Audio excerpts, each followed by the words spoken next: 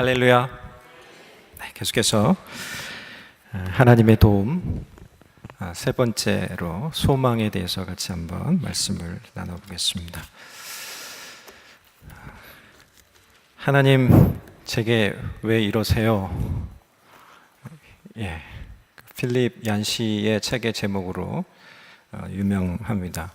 사실 우리가 인생을 살아가면서 하나님 왜 제게 이러세요? 라고 하는 그런 질문을 하고 싶을 때가 많이 있죠. 당황스럽고 슬프고 또 쇼킹하고 수치스럽고 한 그런 일들이 간혹 발생합니다.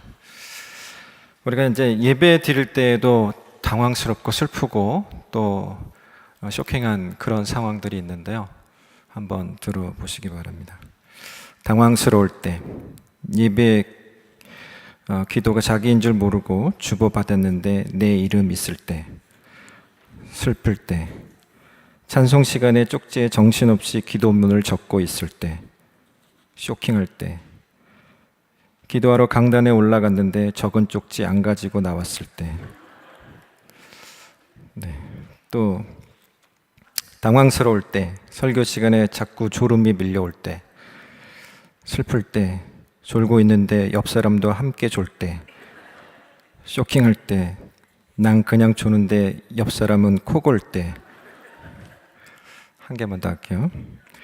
당황스러울 때, 헌금 내려고 지갑 열었는데 100불짜리 지폐 하나만 달랑 있을 때, 슬플 때, 친구에게 1불짜리 지폐 한 장 빌릴 때, 쇼킹할 때, 예배 끝나고 지갑 열었더니 1불짜리 한 장 남아있을 때.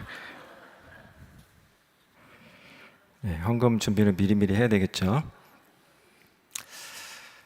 인생을 살아가면서 만날 수 있는 여러 가지 일들 속에 이렇게 우리는 당황스럽고 슬프고 또 쇼킹하고 또 수치스러울 만한 그런 일들을 참 많이 만나기도 합니다. 그때 우리가 무엇을 해야 할까를 생각해 보는 거죠. 시편 71편 기자는 시편 71편 1절에서 여호와여 내게 주께 피하오니 내가 영원히 수치를 당하게 하지 마소서. 수치스러울 수 있는 그 순간에 하나님을 찾습니다. 그리고 그 5절에서 이렇게 얘기하죠. 주 여호와여 주는 나의 소망이시요 내가 어릴 때부터 신뢰한 이시라.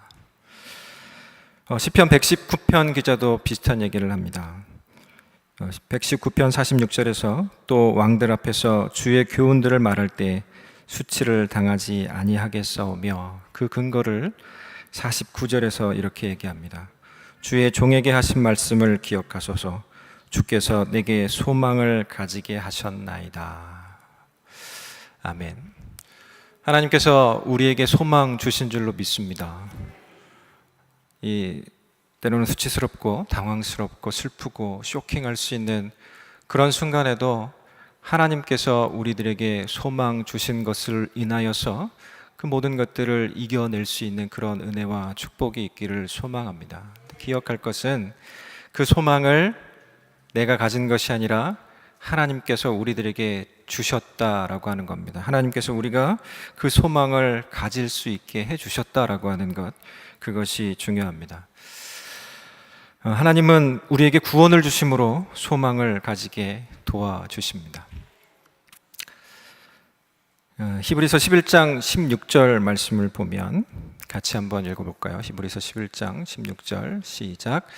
그들이 이제는 더 나은 본향을 사모하니 곧 하늘에 있는 것이라. 이러므로 하나님이 그들의 하나님이라 일컬음을 받으심을 부끄러워하지 아니하시고 그들을 위하여 한 성을 예비하셨느니라. 아멘. 여기서 그들이라고 하는 단어로 16절을 시작하고 있습니다. 여기서 그들은 앞에서 나오고 있는 1차적으로 아브라함과 사라를 지칭합니다. 그리고 좀 더 나가면 믿음의 선진들, 히브리서 11장에 나오고 있는 믿음의 선진들 전체를 의미합니다. 조금 더 포괄적으로 그들이 누구일까를 찾아보았더니 이 히브리서 10장 22절에서 그들을 이렇게 묘사하고 있습니다. 같이 읽겠습니다. 시작. 우리가 마음의 뿌림을 받아 악한 양심으로부터 벗어나고 몸은 맑은 물로 씻음을 받았으니 참 마음과 온전한 믿음으로 하나님께 나아가자. 아멘. 그들이란 포괄적인 의미로 볼 때 씻음을 받고 참 마음과 온전한 믿음으로 하나님께 나아가는 사람들에게 하나님께서 천국의 소망을 가지게 도와주시는 것을 볼 수가 있습니다. 이 씻음을 받고 참 마음과 온전한 믿음으로 하나님께 나아가는 사람들이 어떤 사람들일까요? 그들은 바로 하나님께서 구원의 은혜를 베풀어 주신 사람들입니다. 제가 질문 한 가지 하겠습니다. 여러분, 구원 받으셨습니까? 네. 대답을 잘 하시는 분도 있고, 귀찮아서 안 하시는 분도 있고, 잘 몰라서 안 하시는 분도 혹시 있는 것 같아서 우리가 구원받았다라고 하는 것에 대해서 확인하는 작업을 이 시간에 한번 했으면 좋겠습니다. 구원받기 위해서는 우리가 복음을 받고 믿어야만 합니다. 여러분, 혹시 사형리를 들어보셨습니까? 사형리를 가지고 한번 점검을 해보려고 하는데요. 자연 세계에는 자연의 법칙이 있는 것 같이 마치 비행기는 중력의 법칙과 또 항공 역학 법칙을 따라야만 이렇게 날아 올라갈 수 있는 것처럼 하나님과 우리 사이에도 이 영적인 원리들이 있습니다. 그 첫 번째 원리가 하나님은 당신을 사랑하시고 당신을 위한 놀라운 계획을 갖고 계시다라고 하는 겁니다. 요한복음 3장 16절 말씀에 하나님이 이 세상을 이처럼 사랑하사 독생자를 주셨으니 이는 저를 믿는 자마다 멸망치 않고 영생을 얻게 하려 하심이라 라고 하면서 하나님이 사랑하시는 것에 대해서 말씀해 주고 있습니다. 그러면 하나님의 계획은 어떠할까요? 하나님의 계획에 대해서 예수님께서 이 요한복음 10장 10절에서 이렇게 말씀하십니다. 내가 온 것은 양으로 생명을 얻게 하고 더 풍성히 얻게 하려는 것이다 라고 그렇게 말씀해 주고 계십니다. 하나님께서 사람을 사랑하시고 사람들을 위해서 놀라운 계획을 갖고 계셔서 풍성한 삶들을 살 수 있도록 하셨는데 많은 사람들이 이 풍성함을 누리지 못하고 살고 있습니다. 왜 그럴까요? 이 하나님과 사람 사이의 영적인 원리 두 번째 원리를 보면 알 수 있는데요. 두 번째 원리는 사람은 죄에 빠져서 하나님으로부터 멀리 떠나 있기 때문에 그렇습니다. 그러면 하나님의 사람과 계획에 대해서 알지도 못하고 그것을 경험하지도 못하는 그런 상태에 있다라고 하는 겁니다. 로마서 3장 23절 말씀에 모든 사람이 죄를 범하였음에 하나님의 영광에 이르지 못하더니 모든 사람이 무엇을 범했다고요? 죄를 범했다. 죄 가운데 빠져 있습니다. 본래 사람들은 하나님과의 사귐을 위해서 창조되었습니다. 그런데 사람들이 자기 마음대로 살아보려고 하다 보니까 하나님으로부터 멀리 떠나게 되었습니다. 자기 마음대로 살아보려고 했다라고 하는 표현의 적극적인 표현은 하나님을 대해서 반항하는 것, 소극적인 표현으로는 하나님에 대해서 무관심한 상태. 이런 상태를 성경은 죄된 상태다라고, 죄의 증거다라고 그렇게 묘사하고 있습니다. 사람들은 하나님으로부터 멀리 떠나 있습니다. 이 로마서 6장 23절 말씀에 모든 죄의 삭은 사망이라고 말씀하고 있습니다. 여기서 사망이라고 하는 것은 하나님으로부터 사람들이 떠나 있는 상태다. 영적으로 하나님으로부터 떠나 있는 상태를 얘기합니다. 하나님은 거룩하시지만 사람들이 이 죄 가운데 머물러 있기 때문에 이 하나님과 사람 사이에 간격이 굉장히 큰 것이 벌어져 있습니다. 이 간격을 메꾸기 위해서 사람들이 이 선행이나 종교나 철학, 그러한 것들, 자기의 힘을 가지고 그 간격을 좁혀서 하나님께 나아가 이 풍성함을 누려보려고 하지만 사람의 힘으로는 절대로 그 일들을 할 수가 없습니다. 굉장히 안타까운 상황입니다. 그래서 우리에게는 이 영적인 원리 세 번째가 필요합니다. 영적인 원리 세 번째는 예수 그리스도만이 사람의 죄를 해결할 수 있는 유일한 길입니다. 우리는 예수님을 통해서 우리에게 대한 하나님의 사랑과 하나님의 놀라운 계획을 알 수 있고 그리고 그것을 경험할 수 있게 되어 있습니다. 예수님은 그것을 위해서 우리를 위해서 죽으셨습니다. 우리의 죄를 대속하기 위해서 죽으셨습니다. 로마서 5장 8절 말씀에 우리가 아직 죄인 되었을 때 그리스도께서 우리를 위하여 죽으심으로 하나님께서 우리에게 대한 자기의 사랑을 확증하셨느니라 라고 그렇게 말씀하고 있습니다. 그리스도께서 우리를 위해서 죽어 주셨을 뿐만 아니라 다시 살아나셨습니다. 고린도전서 15장 이 3절로 6절 말씀에 보면 그리스도께서 우리의 죄를 위하여 죽으시고 장사 지낸 바 되었다가 성경대로 사흘 만에 다시 살아나사 게바에게 보이시고 후에 제자들과 12제자에게와 그 후에 500여 형제들에게 일시에 보이셨나니 이렇게 살아나셨습니다. 예수 그리스도만이 하나님께 이르는 유일한 길입니다. 예수 그리스도께서 말씀하시기를 이 요한복음 14장 6절 말씀에서 내가 곧 길이요 진리요 생명이니 나로 말미암지 않고는 아버지께로 올 자가 없느니라고 말씀하셨습니다. 우리 주 예수 그리스도만이 오직 유일한 길입니다. 하나님은 그 아들이신 예수 그리스도를 이 땅에 보내셔서 십자가에 죽게 하심으로 우리의 죄값을 담당하게 하시고 하나님과 우리 사이에 벌어져 있는 그 간격 사이에 다리를 놓아 주셔서 우리가 하나님께로 나아갈 수 있도록 그렇게 길을 열어 주셨습니다. 그런데 중요한 것은요, 이 세 가지 원리를 아는 것으로 충분하지 않다라고 하는 겁니다. 그래서 네 번째 원리가 중요한데요, 우리 각 사람은 예수 그리스도를 나의 구주, 나의 하나님으로 영접해야만 합니다. 그러면 우리는 우리 각 사람을 향한 하나님의 사랑과 우리를 향한 놀라운 계획들을 알게 되고 그것을 경험할 수 있게 됩니다.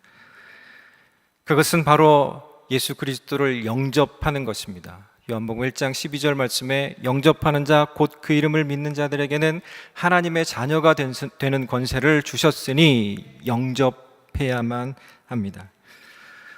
영접은 어떻게 하느냐? 예수님을 믿음으로 영접하는 겁니다. 에베소서 2장 8절 9절 말씀에서 그것을 말씀해 주십니다. 너희가 그 은혜를 인하여 믿음으로 말미암아 구원을 얻었나니 이것이 너희에게서 난 것이 아니요 하나님의 선물이라. 행에서 난 것이 아니니 이는 누구든지 자랑치 못하게 하려 함이라. 그렇죠? 믿음으로 우리는 예수님을 영접해야만 합니다. 그리고 더 나아가서 우리는 각자의 초청으로 예수님을 영접해야만 합니다. 예수님께서는 요한계시록 3장 20절 말씀에서 볼지어다 내가 문 밖에 서서 두드리노니 누구든지 내 음성을 듣고 문을 열면 내가 그에게로 들어가 그와 더불어 먹고 그는 나로 더불어 먹으리라 라고 말씀하셨습니다. 그렇다면 그리스도를 영접한다라고 하는 뜻이 무엇일까요?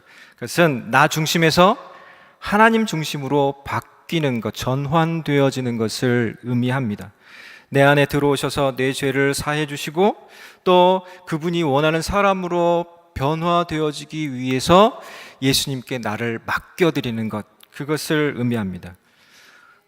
예수님의 말씀에 대해서 지적으로 동의하는 것 혹은 감정적으로 경험하는 것으로는 절대로 충분하지가 않습니다.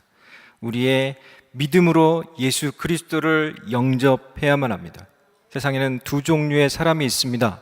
첫 번째는 내가 나의 주인인 사람, 또 한 사람은 예수님이 나의 주인인 사람. 여러분, 어떠한 삶을 살고 계십니까? 다시 질문하겠습니다. 여러분, 어떠한 사람이 되고 싶으십니까? 예수님을 자기 중심에 모신 사람, 예수님이 나의 주인이 되어진 그 사람이 되고 싶으십니까? 네, 그렇다면 여러분은 예수님을 영접하기만 하면 됩니다. 자, 그러면 어떻게 영접할 수 있느냐?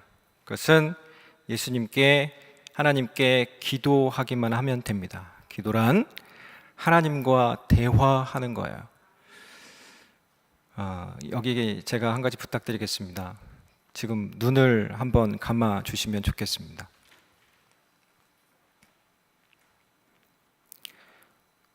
혹시 이 말씀을 듣고 이 말씀이 믿어져서 이제 예수님을 나의 중심에 내 삶의 주인으로 모시기를 원하는 분 계시면 조용히 눈 감은 채로 손만 들어주시면 고맙겠습니다.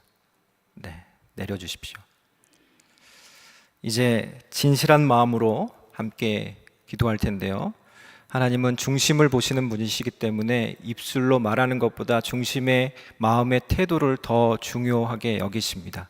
제가 먼저 기도하면 한마디씩 따라해 주시기 바랍니다. 이미 영접하신 분들도 같이 따라해 주시면 감사하겠습니다.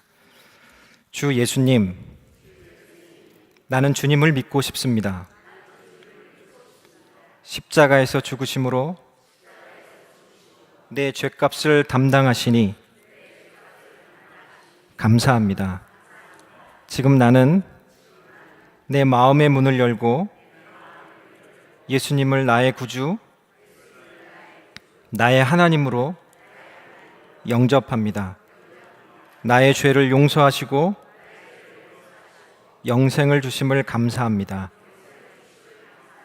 나를 다스려 주시고 나를 주님이 원하시는 사람으로 만들어 주옵소서. 예수님의 이름으로 기도합니다. 아멘. 네, 우리는 모두 구원받은 하나님의 자녀가 되었습니다. 우리는 모두 구원받은 천국 백성이 되었습니다. 그래서 우리는 소망을 갖게 되었습니다. 이전에는 죽으면 끝나는 줄 알았는데 이제는 그 다음이 있음을 알게 되었습니다. 그 다음을 우리는 하나님께서 우리에게 주신 대로 소망으로 갖게 되었습니다. 이제는 우리가 소망을 갖고 살게 되었습니다. 지금 하나님은 무엇을 하고 계실까요? 그 소망을 이루어 주시기 위해서 지금도 일하고 계십니다. 두 번째, 하나님은 우리가 천국을 경험하며 살 수 있도록 한 성을 예비해 주셨습니다. 히브리서 11장 16절 말씀을 다시 한번 읽어보겠습니다. 시작. 그들이 이제는 더 나은 본향을 사모하니 곧 하늘에 있는 것이라. 이러므로 하나님이 그들의 하나님이라 일컬음을 받으심을 부끄러워하지 아니하시고 그들을 위하여 한 성을 예비하셨느니라. 아멘. 그들을 위해서 무엇을 예비하셨다고요? 한 성을 예비하셨다라고 말씀하십니다. 여기서 한 성이란 하나님 나라고 천국입니다. 누구를 위해서 예비하셨다고요? 그들을 위해서. 그들이 누구라고 얘기했습니까? 아까 본대로 씻음받고 이 참 마음과 온전한 믿음으로 누구에게 나아가는 자? 하나님께 나아가는 자. 한 단어로 줄이면 구원받은 자. 그러니까 우리를 위해서 하나님께서 한 성을 예비해 놓고 계십니다. 그 예비해 놓으실 때에 첫 번째, 하나님은 우리가 지금 현재도 천국을 경험하며 살 수 있다고 말씀해 주고 계십니다. 하나님이 천국을 예비해 놓으셨는데요. 그렇다면 천국은 어디에 있을까요? 네, 여기 답이 벌써 나온 것 같습니다. 모든 믿는 사람들이 할 수 있는 질문이죠. 천국은 실제합니다. 그래서 그 실제하는 천국이 어디에 있는지에 대해서 궁금해할 수 있고요.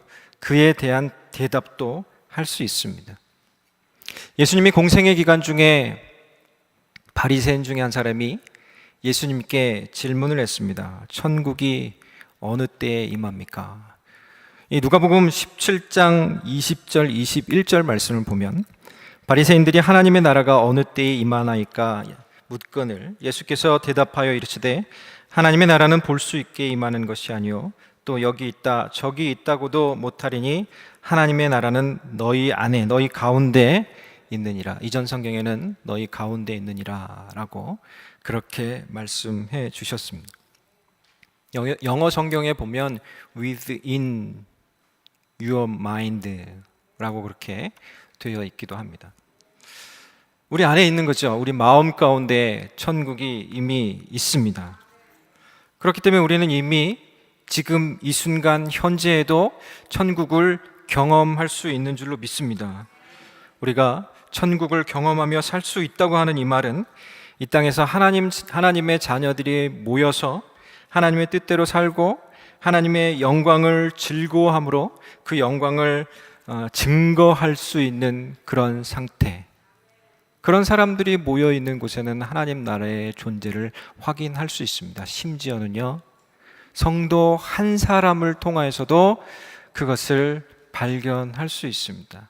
그러니까 여러분 한 사람 한 사람이 천국을 경험하며 살 수 있다라고 하는 겁니다. 아까 그들이라고 하는 말에 대해서 히브리서 10장의 말씀을 가지고 그들이 누구인지 포괄적으로 살펴보았죠. 씻음을 받고 온전한 마음과 온전한 참 마음과 온전한 믿음으로 하나님께 나아가는 자, 구원받은 자라고 했는데요. 그 말을 조금 다른 말로 표현하면 하나님의 임재 가운데 늘 거하는 자, 그들은 천국을 경험하며 살 수가 있습니다.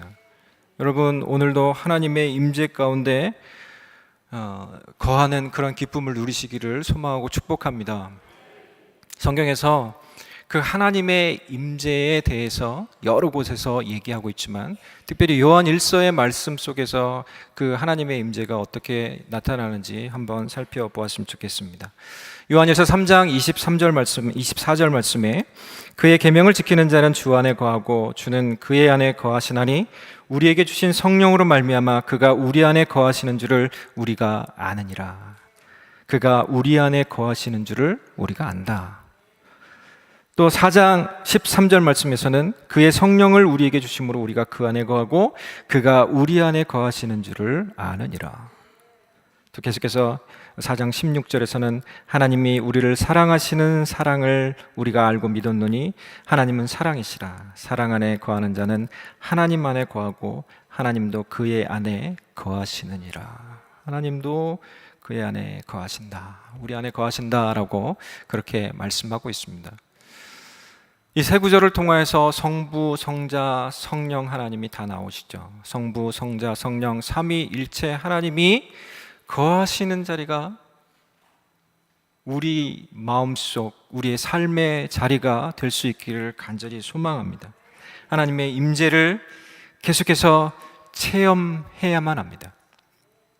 그런데 여러분 솔직히 한번 얘기해 보세요. 하나님의 임재를 늘 체험하며 살고 계십니까? 네, 대답이 굉장히 약해지셨는데 솔직히 하나님의 임재를 경험하지 못하는 그런 순간도 있는 것 같이 그렇게 느껴질 때가 있습니다. 그렇지만 우리는 계속해서 이 하나님의 임재를 경험하며 살아가야만 합니다. 그것에 대해서 A.W. 토저 목사님은 하나님의 임재 앞에 머물 수 있도록 열심을 내는 것이 하나님의 임재를 체험하는 비결이다라고 얘기합니다. 너무 당연한 얘기를 하시는 것 같긴 한데 좀 더 제가 읽어보도록 하겠습니다. 하나님의 임재 체험을 계속적으로 유지하는 비결은 열심을 내는 것이다. 그분 앞에 이르는 것은 우리 싸움의 절반에 불과하다. 여러분 이미 하나님 앞에 이르렀죠? 네, 하나님 앞에 우리가 하나님 앞에서 구원받은 백성입니다. 구원받았다라고 하는 그것은 절반에 불과하다라고 얘기하고 있어요. 우리의 싸움의 가장 어려운 부분은 그분 앞에 계속 머무는 것이다. 그분 앞에서 삶에 대한 관심을 사라지게 만들고 우리의 영적 진보를 방해하는 것들이 우리 삶에 많이 끼어들게 마련인데, 가장 일반적인 것이 이런저런 일로 쓸데없이 바쁜 것이다. 그분 앞에서의 삶을 추구하는 열정의 불이 계속 타오르게 하려면 적절한 연료가 지속해서 공급되어야 한다. 그렇지 못하면 열정은 사라지게 마련이다. 적절한 연료를 계속 공급하는 것, 그것이 열심을 내는 것입니다. 적절한 연료를 공급한다는 것이 무엇일까요? 삶의 중심에 예수 그리스도를 모시고 하나님과 사람 사이에서 말씀과 기도를 하고, 사람과 사람 사이에서 교제하고 증거하고, 그리고 그리스도인의 순종하는 삶을 통해서 이 바퀴를 계속해서 굴려가는 겁니다. 그게 적절한 연료를 공급하는 거예요. 어쩌면 반복되어져서 지겨울 수도 있어요. 여러분, 성경 1월 달부터 통독해야 되겠다고 결심을 해가지고 막 열심히 읽다가 어느 순간에 멈추잖아요. 네. 멈추는 종류가 두 가지인 것 같아요. 읽다가 이제는 그 읽어야 되는 거 이유를 찾지 못해서 까먹어서 읽지 않거나, 또 하나는 성경 일독을 다 했기 때문에 5월달밖에 안 지났지만 일독을 다 했기 때문에 이제는 좀 쉬어야 되겠다라고 해서 또 멈추기도 하잖아요. 이런 분들은 굉장히 훌륭하신 분인데, 그러나 우리에게 중요한 것은 계속해서 반복해서 꾸준히 그 연료를 공급해야 하는 겁니다.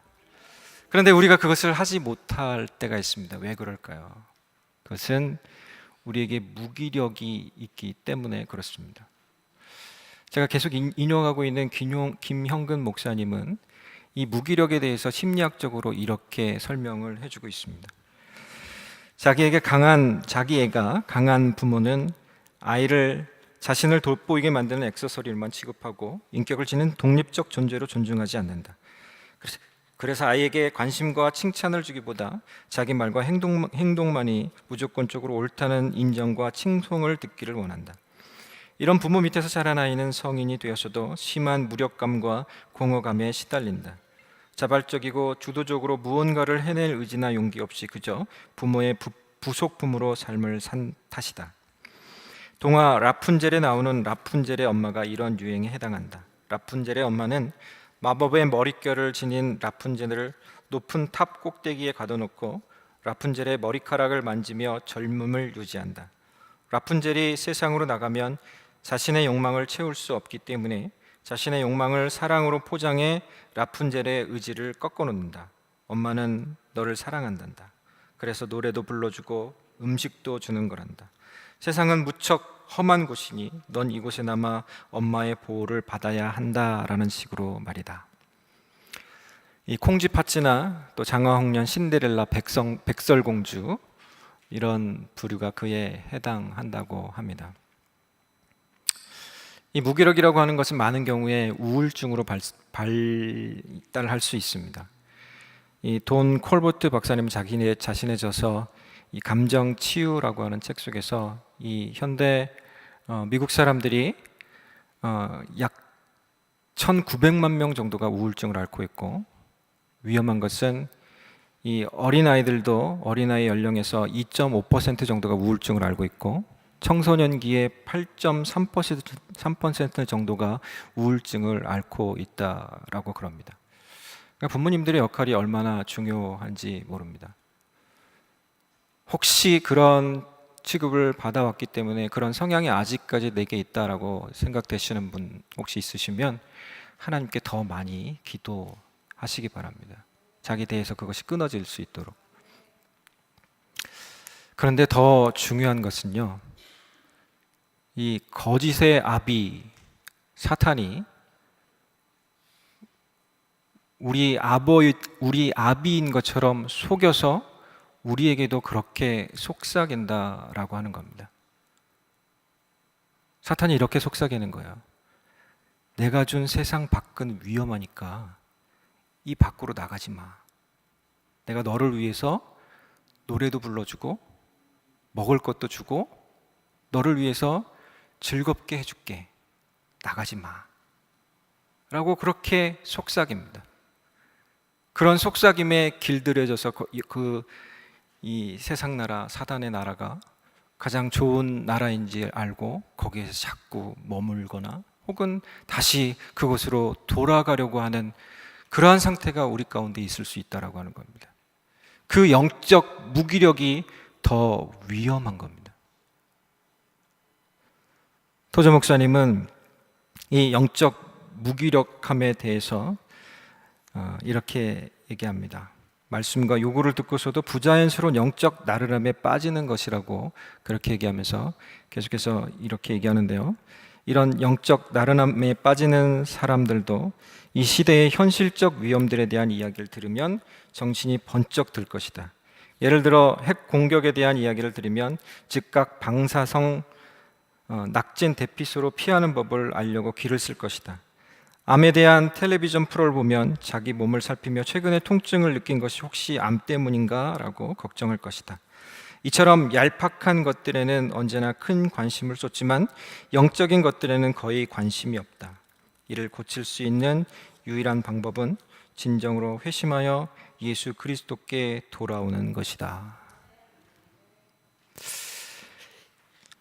얼마 전에 영국에서 그 남성들을 상대로 이 설문조사를 질문 한 가지 들고 설문조사를 한 적이 있답니다.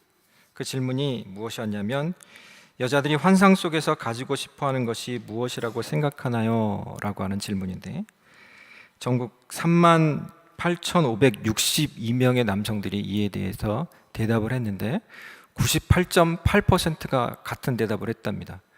여자들이 아마 2명의 남자를 거느리고 살고 싶어 할 것이다 라고 그렇게 대답을 했답니다. 그런데 그게 맞긴 맞는데 여자들의 생각은 2명을 거느리되 1명은 청소하고 1명은 설거지 시키기 위해서 2명을 거느리고 살려고 한다는 거랍니다. 우리는 이 세상을 살면서 어쩌면 정말 쓸모없고 허망한 소망을 진짜 소망인 것처럼 생각해서 그 소망이 이루어지면 내가 천국을 경험할 수 있을 것이다 라고 착각하며 살 때가 많습니다. 아주 사소한 것, 정말 허망한 것, 쓸데없는 것을 보면 눈이 번쩍 띄어져서 졸다가도 일어나서 웃고 그러지만 정말로 하나님께서 우리들에게 주신 그 소망이 무엇인지에 대해서는 별로 관심도 없고 또 그것을 가지고 기쁨으로 살려고 하는 그런 의지도 없습니다. 그렇기 때문에 우리는 날마다 깨어 있어서 적절한 연료를 공급해야만 합니다. 적절한 연료를 공급하는 것과 같이 정말로 회심해서 예수님께 하나님께 날마다 가까이 가는 그런 훈련, 그런 삶들을 살아가야 할 줄로 믿습니다. 그렇게 하면 순간순간마다 하나님의 임재를 경험하며 살 수 있습니다. 하나님의 임재를 경험하고 살고 있으니 그 순간 이미 우리는 천국을 경험하고 살고 있는 것인 줄로 믿습니다. 우리가 읽었던 본문 히브리서 11장 그 앞에 보면 에녹에 대한 이야기가 나옵니다. 11장 5절 말씀에 믿음으로 에녹은 죽음을 보지 않고 옮겨졌으니 하나님이 그를 옮기심으로 다시 보이지 아니하였느니라. 그는 옮겨지기 전에 하나님을 기쁘시게 하는 자라는 증거를 받았느니라. 그가 살아있는 상태에서 천국으로 올라간 거죠. 근데 그렇게 올라갈 수 있었던 근거는 하나님을 기쁘시게 하는 삶을, 하나님을 즐거워하는 삶을 이미 이 땅에서 살고 있었기 때문에 그렇습니다. 그렇죠. 오늘 하나님께서 우리들에게 소망 가운데 허락하신 그 천국, 그 예비하신 한 성, 아직 들어간 상태는 아니지만 지금 이 순간 현재에도 그것을 느끼며 누리며 살 수 있는 저희 여러분, 우리 새생명 비전교회 모든 성도들이 될 수 있기를 간절히 소망하고 축복합니다. 두 번째는 하나님은 소망으로 우리를 도우셔서 예비하신 성을 향하여 걸어갈 수 있게 하십니다. 히브리서 11장 10절 말씀에 아브라함이 본 것을 얘기합니다. 이는 그가 하나님이 계획하시고 지으실 터가 있는 성을 바랐음이라. 아브라함은, 믿음의 선조들은 그것을 보지 않고 보이지 않지만 그럼에도 불구하고 본 것으로 여기고 그것을 향하여서 나아갑니다. 여러분, 천국이 있는 줄 믿습니까? 천국이 아름다운지를 아십니까? 네, 굉장히 아름답죠. 그런데 그 아름다운 그곳이 저 멀리 있어서 반짝반짝 빛나는데, 너무 멀리 있어서 지금 현재 이 땅과는, 그 천국은, 우리가 가야 할 그 천국은 너무도 동떨어져 있는, 별로 상관이 없는 것과 같이 그렇게 느끼며 살고 계시지는 않습니까? 그러다 보니까 그 천국을 향하여서, 하나님이 예비해 놓으신 그 성을 향하여서 계속해서 전진해 나아가는 그러한 모습 없이 살고 있는 것은 아닙니까?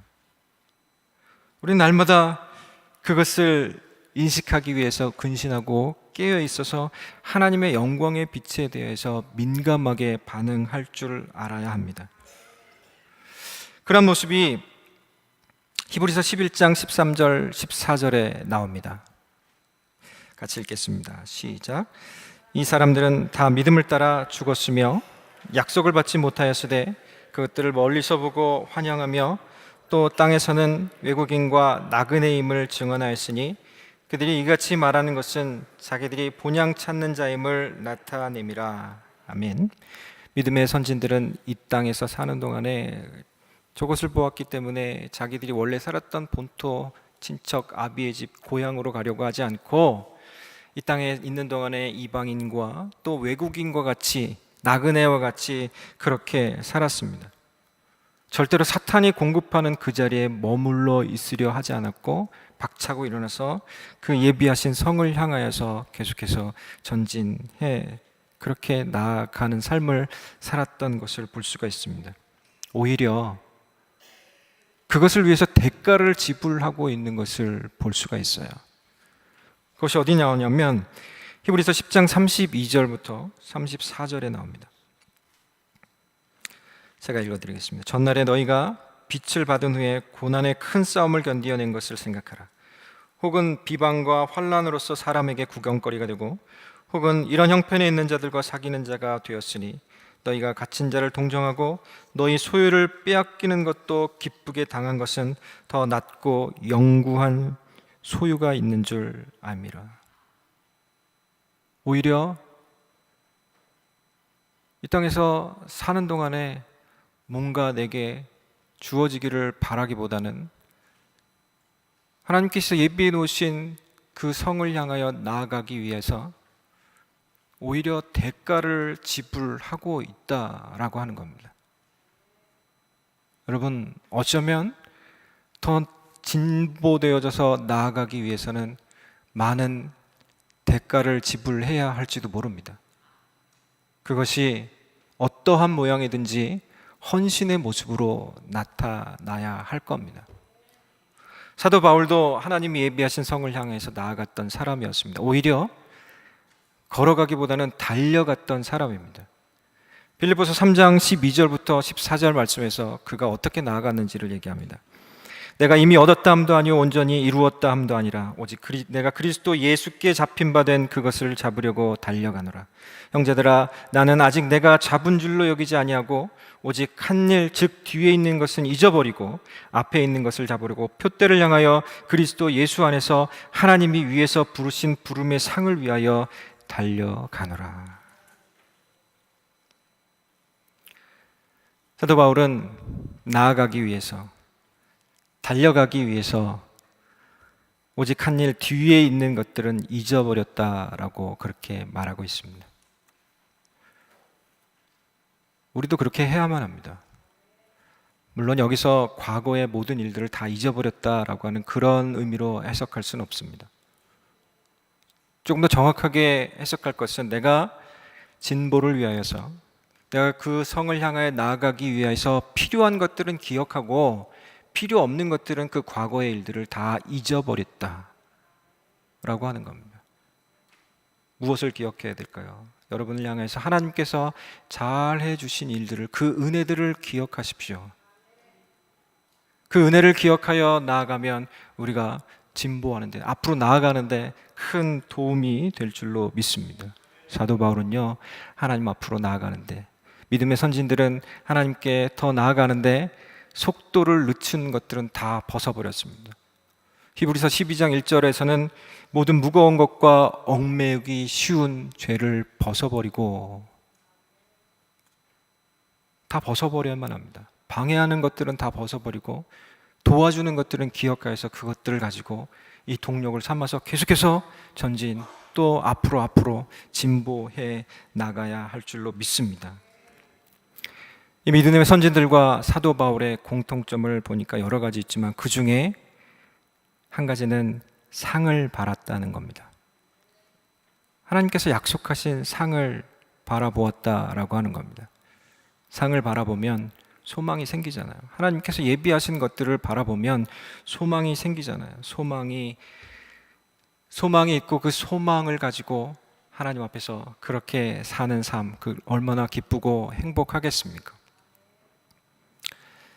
이 땅 가운데서 천국을 누리며 살고 즉 천국을 향하여서 계속해서 나아가는 삶을 산다라고 하는 것은 자연스럽게 우리를 통하여서 하나님 나라의 확장이라는 것이 드러나게 됩니다. 이 하나님의 나라의 확장이라고 하는 표현은, 이 하나님의 나라는 하나님의 통치의 개념이죠. 하나님의 통치하시는 모든 곳이 하나님의 나라입니다. 그러니까 하나님 나라의 확장은 이 하나님의 통치를 드러내는 것입니다. 그래서 조금 다르게 표현하면 하나님 나라 확장은 하나님 나라의 구현이 맞습니다. 왜냐하면 이 땅 가운데 하나님의 통치가 미치지 않는 곳이 있을까요? 없을까요? 없죠. 분명히 하나님의 통치가 모든 곳에 미치지만 그 하나님의 통치하심을 사람들이 보려고 하지 않고 인정하지 않기 때문에 하나님의 통치가, 하나님 나라가 드러나고 있지 않을 뿐입니다.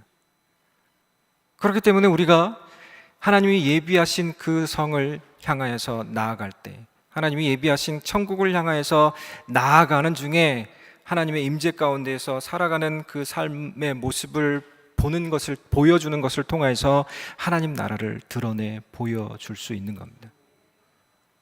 에녹이 하나님을 기뻐했던 것처럼 우리가 기쁨으로 살아가는 것이 필요합니다. 왜요? 천국이 아름답다고 했잖아요. 천국이 너무 좋은 곳이라고 했잖아요. 천국에서 하는 가장 중요한 일은 하나님을 늘 바라보는 일입니다. 이 땅을 살아가면서 우리가 그리스도인되어서 하나님을 늘 바라보고 살고 있는 중에 우리 가운데 때로는 수치스럽고 또 슬프고 쇼킹한 일들이 있다 할지라도 이 얼굴 가운데 기쁨이 나타날 수 있잖아요. 여러분의 삶의 상황과 환경들을 바라보지 마시고요. 여러분과 늘 함께 해주시는 우리 주 예수 그리스도를 바라보면서 품어주신 그 하나님 안에서 이 기쁨의 표정을 늘 지으면서 사시는 그런 은혜가 있기를 간절히 소망하고 축복합니다. 말씀을 정리하겠습니다. 하나님께서 우리를 돕기 위해 주신 소망은 우리 주 예수 그리스도이십니다. 하나님께서 우리를 돕기 위해 소망을 주셨는데 그 소망이 바로 우리 주 예수 그리스도입니다. 우리 주 예수 그리스도께서는 아버지 하나님과 함께 천국을 예비하셨습니다. 특별히 요한복음 14장 1절 말씀에서는 너희는 마음에 근심하지 말라. 하나님을 믿으니 또 나를 믿으라. 내 아버지 집에 거할 곳이 많도다. 그렇지 않으면 너희에게 일렀으리라. 내가 너희를 위하여 거처를 예비하러 가노니. 소망이신 우리 주 예수 그리스도께서 우리를 위하여서 예비하신 것들입니다. 우리 안에 늘 거주하시는 예수님께서 거처를 예비해 놓으셨습니다. 이 삼국지에 보면 제갈공명이 이런 말을 했어요. 단박명지 영정치원이라고 하는 말을 했습니다. 욕심이 없고 마음이 깨끗해야 뜻을 밝게 가질 수 있고 마음이 편안하고 고요해야 포부를 이룰 수 있다라고 하는 뜻입니다. 요즘 제가 보는 중국 사극인데 사마이라고 하는 사극이 있어요. 거기에 보면 이 사마이라고 하는 사람하고 이 제갈공명하고 한 6번에 걸쳐서 전투를 벌여요. 근데 계속 전투를 벌이다가 6번째 전투에서 이 사마이가 느끼는 거예요. 평소와 다르게 이 제갈공명이 조급하다. 그래서 이 사람이 죽을 때가 됐구나. 그러면 조금만 더 기다려주면 이 사람이 죽을 때니까 자연스럽게 전쟁에서 우리가 이기게 된다. 근데 실제로 우여곡절 끝에 제갈공명이 죽고 나라 군사들이 다 철수를 했습니다. 그러면서 사마이가 제갈공명을 생각하면서 이 말을 하는 거예요. 단박명지 영정치원. 이 제갈공명은 정말 욕심이 없고 마음이 깨끗해서 뜻을 밝게 가지고 마음이 편안하고 고요해서 포부를 이루는 사람이다 라고 그렇게 칭찬을 합니다. 근데 그 얘기를 들으면서 가만히 생각해 봤어요. 제갈공명이 그런 사람으로 칭찬을 받을지 모르지만 실제로 그가 나라를 더 확장시키거나 또 나라를 통일시키거나 또 그러지는 못하고 죽었더라고요. 그래서 이 땅을 살아가면서 우리가 이 사자성어를 모아서 그것들을 가지고 마음을 깨끗하게 하고 또 이 마음의 포부를 또 그렇게 이뤄가고 하려고 노력한다 한들 그것이 무슨 소용인가라는 생각이 들었습니다. 그에게 무엇이 문제였을까요? 마음은 깨끗하고 마음이 고요한 사람일지는 몰라도 그 깨끗함과 고요함 가운데 천국이 없었던 거죠.